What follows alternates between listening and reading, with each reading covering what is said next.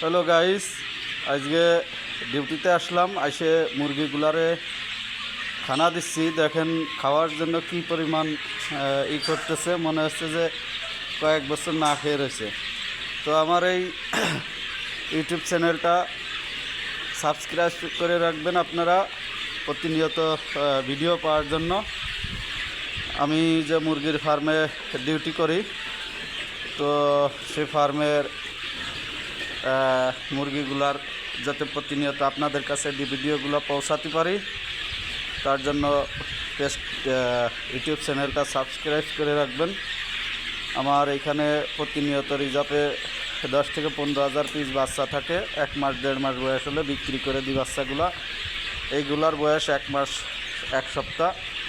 তো আপনারা সবাই আমার চ্যানেলটা সাবস্ক্রাইব করে রাখবেন প্রতিনিয়ত আপনার ভিডিও পাওয়ার জন্য।